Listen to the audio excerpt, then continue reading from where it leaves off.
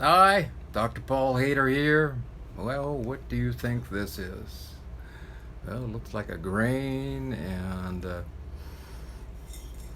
it's kind of, kind of a wheatish kind of smell to it. Very, you know, small grains. Well, this is buckwheat, and other than one of the little rascals.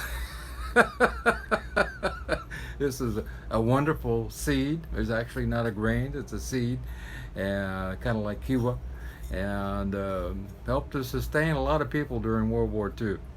Amazing stuff. So I think it's a superfood myself. I think it's amazing, and it's well known throughout the world. In fact, it sustained people during World War II, especially people in Russia and a lot of other places from starving. And I think that's says a lot right there because it contains a lot of protein and a lot of antioxidants, and it's an anti-inflammatory too. So, and people can survive solely on buckwheat, which is great.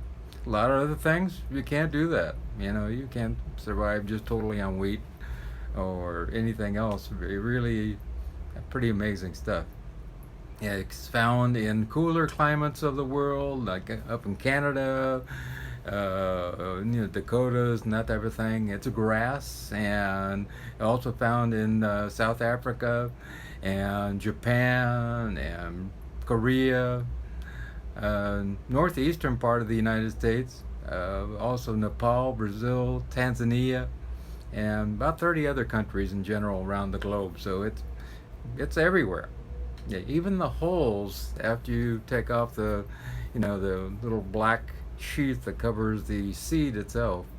That can be used in pillows, and it makes a great pillow, and it kind of conforms to your head, and then of course, you have some cloth over the top of it, and it's been used for neck supports.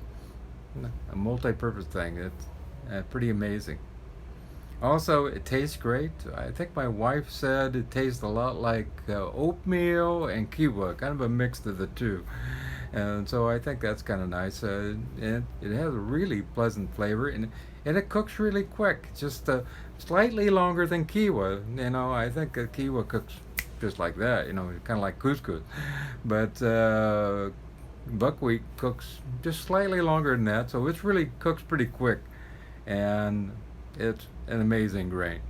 It also has lots of protein. It has 18% protein, which is more than what you find in rice and wheat and millet and most other cereals. Excuse me, other than what you get in kiwa. So that's amazing. That's right up there with kiwa and doing a great job. It also has tryptophan, lysine, valine, and about 18 different amino acids. That's wonderful. I mean, this has the essential, some of the essential and non-essential proteins in it. So that's the a majority of proteins it has in just good old buckwheat. Great for vegetarians and vegans, and if you want to get more uh, good old protein in your body, which is going to help with cognitive function, enzyme production, is going to help with, ability to produce antibodies and all kinds of things, immune system support. Then you want to make sure you're eating some buckwheat. One thing about buckwheat, they used to have it in restaurants a little bit, but then it kind of disappeared. I think it's kind of maligned a little bit that buckwheat is not used that much. You can make great flour. It's also gluten free, and I use it all the time. I think it's a wonderful flour, and I think it should be used more. Also, it's cholesterol free, and it lowers cholesterol. It helps to lower LDL cholesterol or bad cholesterol. And so, if you have a cholesterol problem, just like oatmeal, eat more buckwheat. Lots of antioxidants, which help to prevent cardiovascular disease and strokes and cancer. It also helps to slow the aging process, and it has things like glutathione S transferase and quercetin and glutathione peroxidase, which are powerful antioxidants and will do your body good. And like I said, slow that aging process. If you get into your 60s like me, that's an important thing. It also has a low glycemic index, and that's important. It has a glycemic index of 45. Anything from 55 and under is a low glycemic index. So I highly recommend you try to eat low glycemic index foods on a regular basis, just to keep you from coming and getting into pre-diabetic area with your blood sugar or having diabetes. So it also uh, lowers glucose by 20%.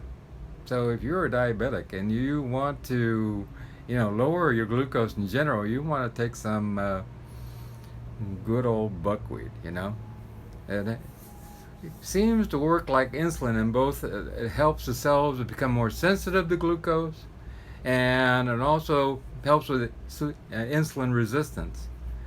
Now, it also contains dichiro inositol, and that helps the insulin to work and do its function.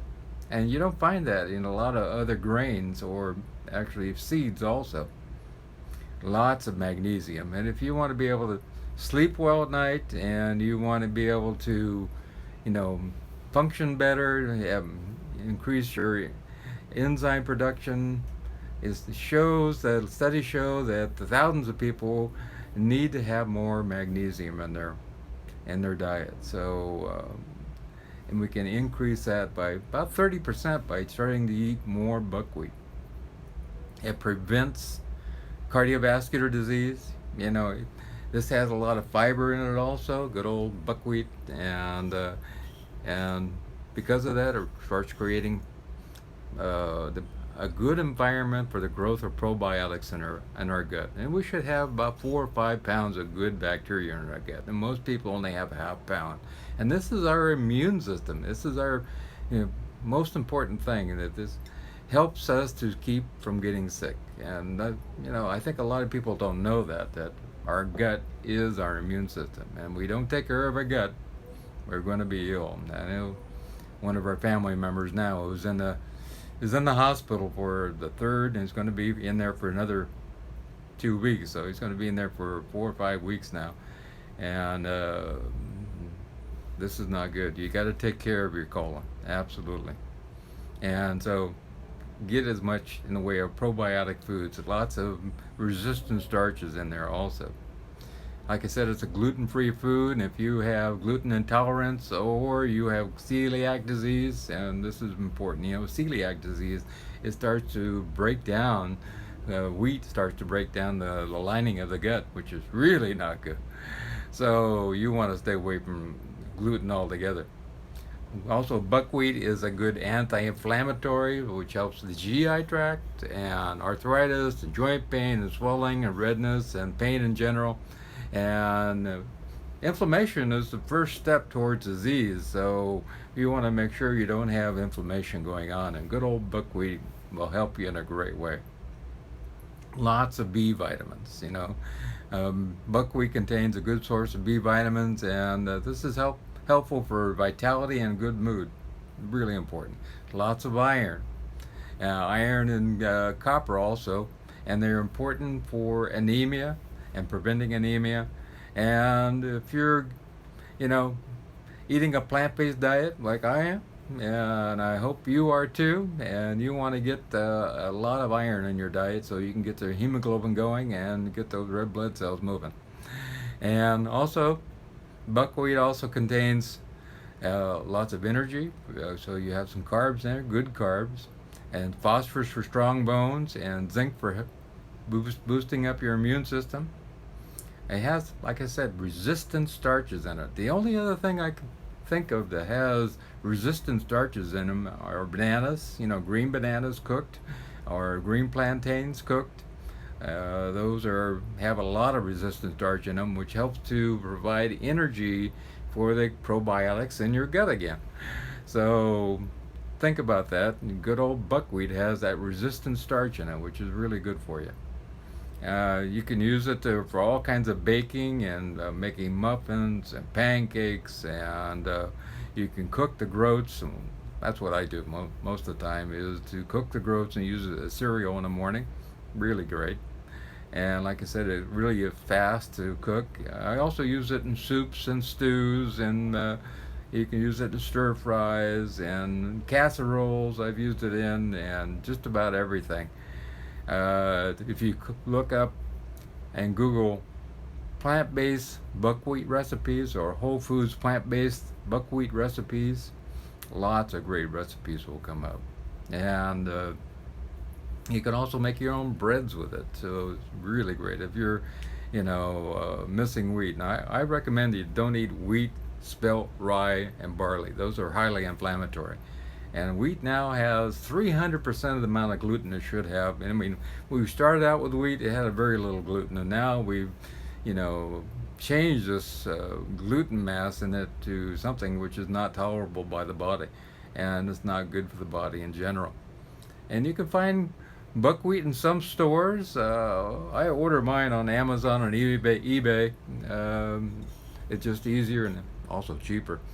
And so that's a great source right there. And then a lot of other places online, you can find buckwheat and buckwheat flour also. And so it's another thing to think about. And so try some buckwheat. I think a lot of people have a little bit of a feeling that, this is a secondary grain or a seed and it's really not that important. But I tell you, once you try it, you'll be hooked on it. And I think it's a wonderful grain. I think it needs to be reestablished as a life-giving food. And I think it's one of the healthiest foods on the planet.